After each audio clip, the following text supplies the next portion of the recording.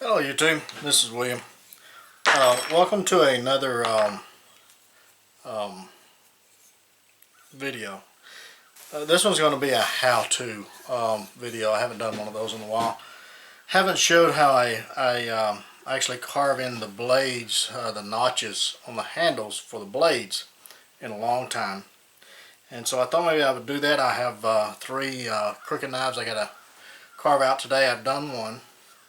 So basically what we're going to do is we're going to carve in this notch right here. So this blade, this little notch here, will fit inside this handle. So you have a crooked knife or our noctogon. Okay, so let me reposition the camera and I'll show you how to do that. Just stick with me. Okay, now these crooked knives are made or designed for cord wrap like this, which is traditional, so that they can be, if the handle was to break, then you could toss the handle, cut the cords, and carve you a new handle relatively easy with just a knife. Okay, now I guess you could baton the knife and create this, but this handle, I've already shaped it, I've already put the thumb scallops in there and the palm scallops and everything else. So once you do that, then you want to make sure that you have the blade positioned correctly. Okay, and I hope I'm getting all this in the camera. So what you do is you put it in your hand the way you want to hold it, and you position the blade to where it's kind of straight. If you hold your wrist straight, you want to make sure that the blade is straight. So when you use the drawing motion, that blade is straight. Okay, so that's about where I want it. Now remember, this is upside down because of this hook here. I can't get it flat on the surface. Now you can take your knife and you can scribe it just like that, so that you'll know where you want to carve. Or in my case, I've got a pin here, so I'm just going to use it. And I want to make sure I've got enough meat back here to hold that. So that should give me enough right there.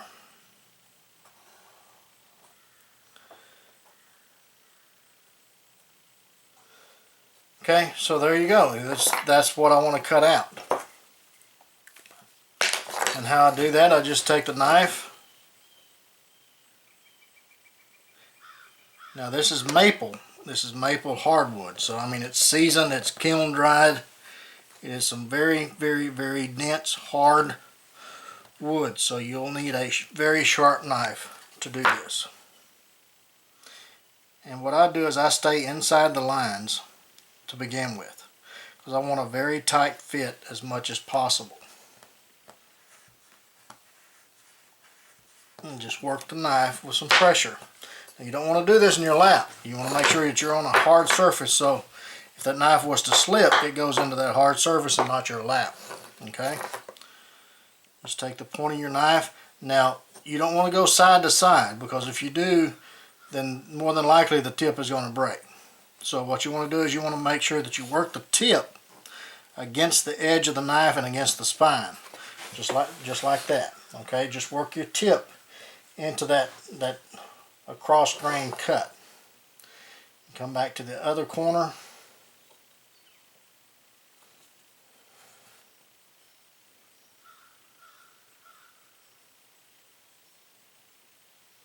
And get that corner and do the same thing. And you can move your tip up just slightly to make sure that you have a good deep cut all the way across. Make sure that your hands are away from this edge over here. Okay. Now what you want to do is take the tip of your knife and remove this stop edge first. So that's going to be a very tedious cut. So you try to get your fingers as far away from the edge as possible. If you had a vise to hold it in, hold your wood in, that would even be better, but I don't have it. Just work your knife gently. You don't have to put a lot of pressure on it. Just let the knife do the cutting against that stop right there. And basically what I'm doing with my thumb is I'm guiding the blade, but I'm also pushing the blade down somewhat, and I'm guiding the blade with this hand too. I'm turning it into the wood. Okay, so my pressure is coming from this thumb, and the guiding is coming from this hand.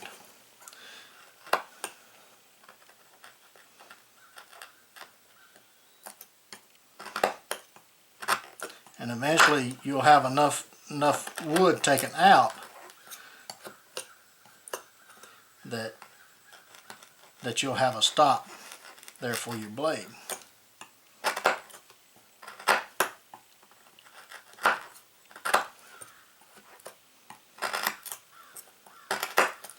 Okay, so we're already down quite a bit. Okay, now we gotta do the other side. Now the other side's a bit tricky because you don't have anything to hold on to. So what I do is I turn it up this way, and I take this back side and just very gently. Now if you put too much pressure on it, you're going to cut through your wood here, and you don't want to do that. You want to make sure that you're stopping right there at your stop cut. And it's a bit tricky to learn how much pressure you need to put on that to begin with, but with practice you'll get better at it.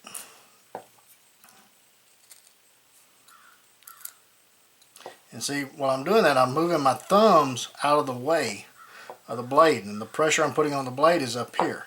Remember, the closer your hand that's holding the knife or guiding the knife is to where you're cutting, the safer that knife is.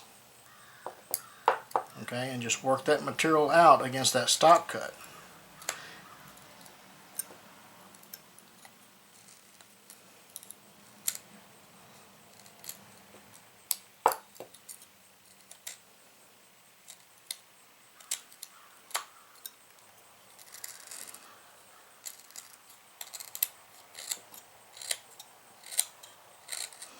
And eventually you'll get it deep enough to where it'll hold the blade against where you want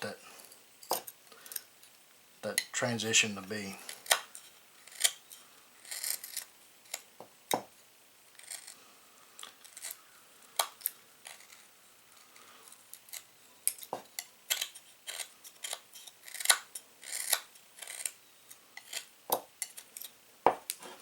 Okay, I don't know if you can see that in the camera or not, but we're already got quite a bit removed.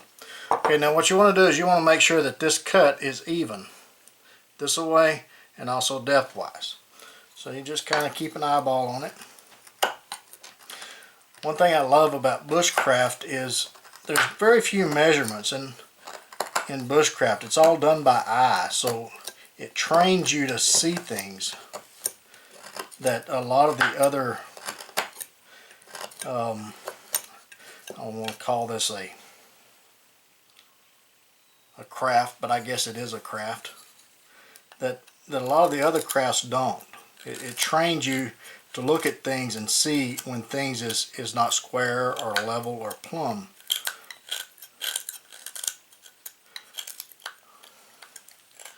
Hope you're seeing this. And you just work the material out, trying to keep it just as much material removed on one side as you do on the other side.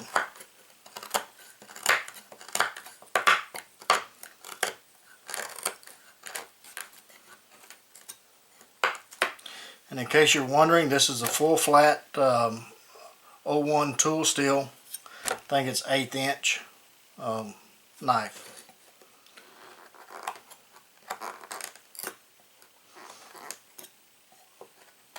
So on this bushcraft thing, you don't have to have a Scandi grind to do it. Matter of fact, I prefer anything but a Scandi knife, really. But that's my preference.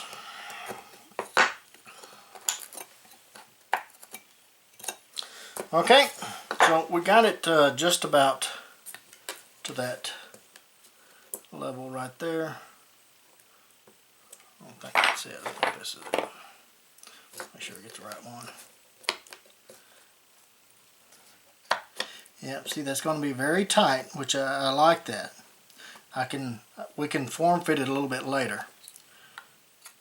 So Just looking at it, I'm about the right depth. So what I want to do is I want to start this this depth cut that I have to do. So I come back, the thickness of this is 3/32, so I want to come back about 1/8 inch. I'm going to start my other cross grain cut right there, and I'm just working the edge of the knife against the grain and just slicing it like a lever. Again, you got to watch your side pressure, otherwise you'll break the tip of your knife, okay? So I've got that cut across.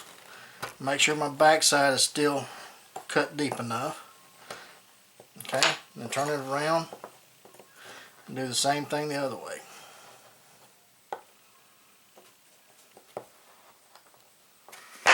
Okay, now we gotta sever those fibers. So this time I want to get right on the line and just work that tip in there.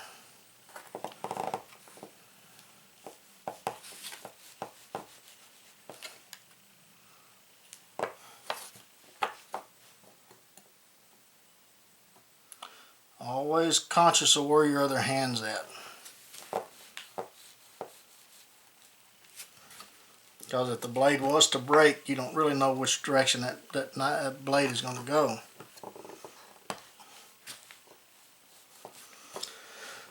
Okay, now once you got it severed on all 4 sides, then you can start removing this material here.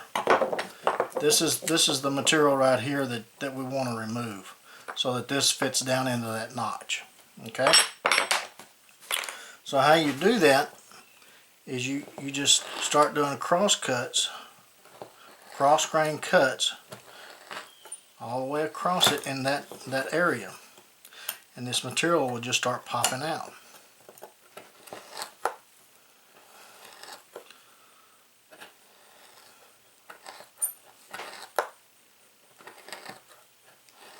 Again, very little side pressure, if any at all.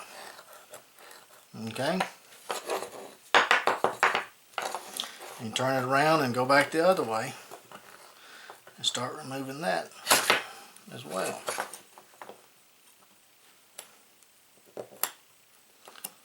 Now if you do have to do side pressure, I find that twisting the blade instead of working the blade like this, twisting it is a better method. It's less likely to break the tip. So what you do is you just very, very gently twist the blade, which actually breaks those fibers a little bit, and it'll bring them out.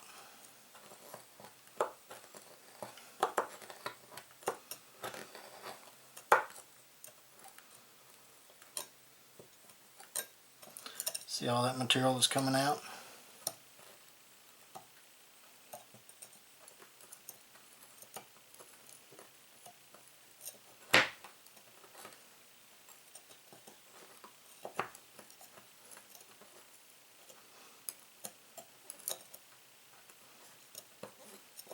I know to some people this is like watching paint dry.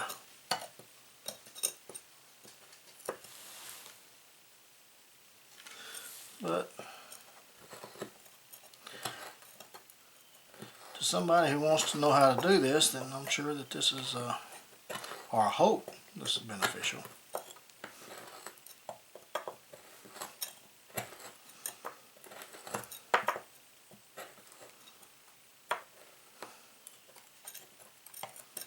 Okay, I don't know if you can see that or not, but we're down, for the most part, probably deep as we want to go, because we're not going to fit this blade all the way flush. We want to make sure that there is, that after it fits in there, there is a little bit of a rise here, so that when we wrap the cord around it, it has something to hold on to, okay, so that it actually presses against that blade.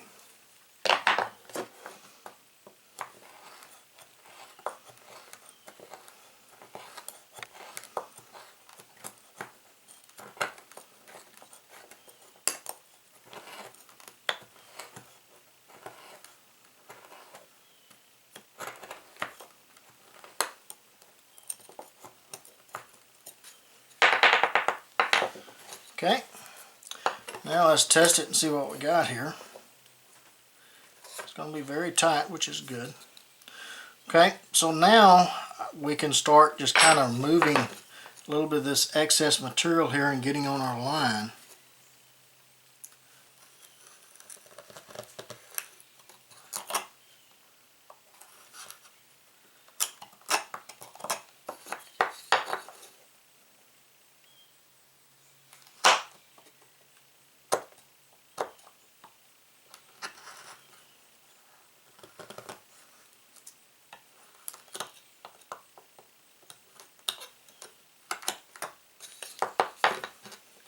You can also ease this corner here a little bit, make it a little bit more rounded.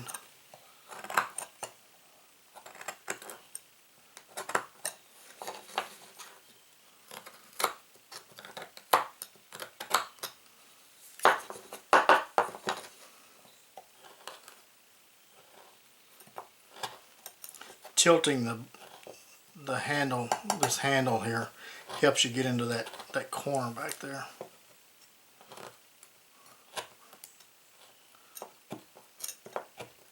Again, turning the blade instead of side to side, turning it will break those fibers and it doesn't put as much pressure on your tip that way.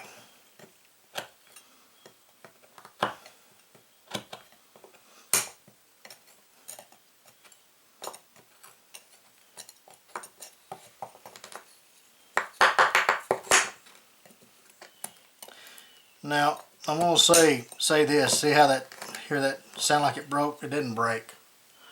You need to use quality knives when you're doing this. A lot of the 1095 blades is a little bit more brittle than the 01. The 01 is going to flex a little bit better than the 1095. So you got to be real careful with 1095. And even some of the 01s, it depends on the heat treat, whether you can get away with a lot of the side pressure or not. So be very careful with this. Don't learn to use your knife, is what I'm saying. Learn what your knife is capable of doing. And sometimes you got to press the envelope to find that out, but work up to it. Eventually you'll kind of get a feel for the knife after you use it for a while of what you can get away with and what you can't get away with. That's the reason I keep stressing you got to get in the backyard and whittle on a stick, is because that's the only way you can learn the knife, no matter the brand or maker or who it is. Now see there? So we got it sitting in there pretty well. So now it's just a matter of tidying it up, cleaning up the notch here.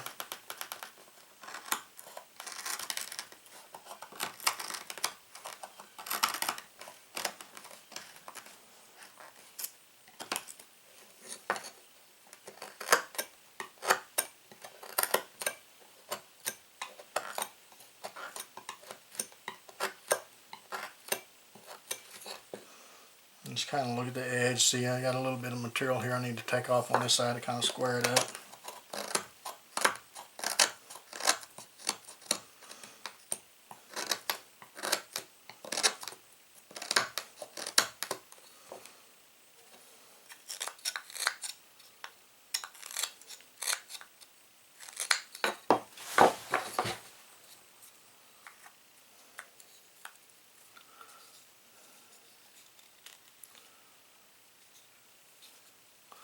Okay, that's sitting in there about where I want it. Now it's not completely seated here, so I want to move this little shoulder. Just holding it up.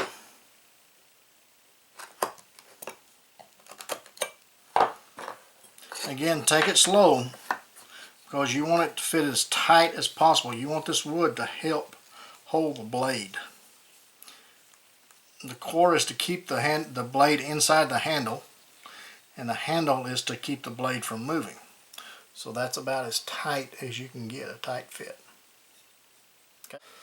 Well, I appreciate you guys watching me on this, and I hope you got some, not only how to carve a notch for a cord wrapped crooked knife blade, but also got some carving tips as well. And until the next one, you guys get in the backyard, whittle on a stick, learn your knives. Learn what you can get away with and what you can't get away with. Each knife is different. It can be the same manufacturer, same thickness, same grind, everything, but each knife is different. So you got to learn each individual knife. So if you do get in the backyard, whittle on a stick, take a child with you. Teach that child how to whittle on a stick. And take plenty of band-aids and lots of knives. We'll catch you again soon.